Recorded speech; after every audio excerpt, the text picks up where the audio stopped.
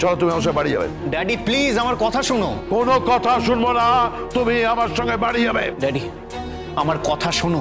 বললাম না আমি কোনো কথা শুনবো না, কোনো কথা নয়, তুমি আমার সাথে বাড়ি যাবে। আগে চলো।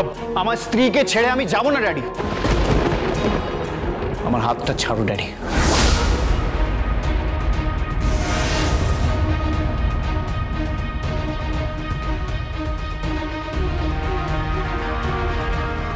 তোমার স্ত্রী? কোন স্ত্রীর কথা বলছো?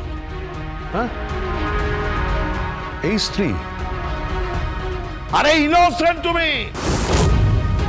বিষ্ণুদেব হঠাৎ করে তোমাদের খুঁজে পেয়ে গেল, তারপর নিজের বাড়িতে নিয়ে চলে গেল। বুঝতে পারোনি তুমি? বুঝতে পারোনি? এই এত কিছুর পরেও এই বিষ্ণুদেবের কেসটা গীতা লড়ছে। তুই বুঝতে পারোনি? চলো, কথা বলছো না কেন? উত্তর দাও, উত্তর দাও তুমি। স্বস্তিক বাবু বিশ্বাস করুন, আমি কিছু জানি না। স্বস্তিক বাবু বিশ্বাস করুন, আমি জানি না কিছু।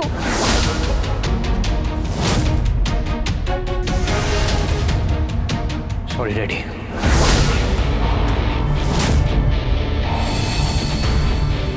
ছোটদা চল। আপনাকে আমি বলেছিলাম গীতা যদি হাত ফসকে যায় তাহলে কিন্তু ওর হাত আমি ধরে নেব। ওর হাত ছাড়বেন না। গীতা খুব ভালো মেয়ে, ওকে আমি খুব ভালোবাসি। ওর হাত ছাড়বেন না। এই এই তুমি আমার সামনে দাঁড়িয়ে আমার পুত্রবধূকে তুমি ভালোবাসার কথা বলছো? বলছি ভালোবাসলে ভালোবাসার কথা বলতে তো কোনো আপত্তি নেই।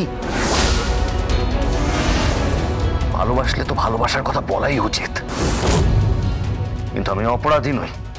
আপনার যা করার আপনি করে নিন। ওকে, I will see you. Swastik চলো। সরি ড্যাড, আমি ওর হাত ছাড়বো না। আমার হাত ফসকে গেলে আমি গীতাকে আর এই জন্মে পাবো না।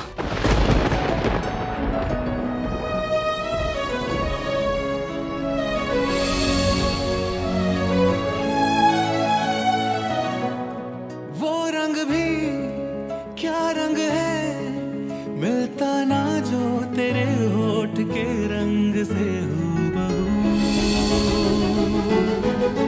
वो खुशबू क्या खुशबू, ठहरे ना जो तेरी सांवली जुल्फ के रूबरू। तेरे आगे ये दुनिया है फीकी सी, मेरे बिन तू ना होगी किसी की भी। अब ये जाहिर। এটাই তোমার শেষ কথা? হ্যাঁ। আমার ছেলের যদি কিছু হয়ে যায় গীতা, আমি তোমাকে ছাড়বো না। গীতা LLB সোম থেকে রবি প্রতিদিন সন্ধ্যে 6:30টায় স্টার জলসায় ও জিও হটস্টারে।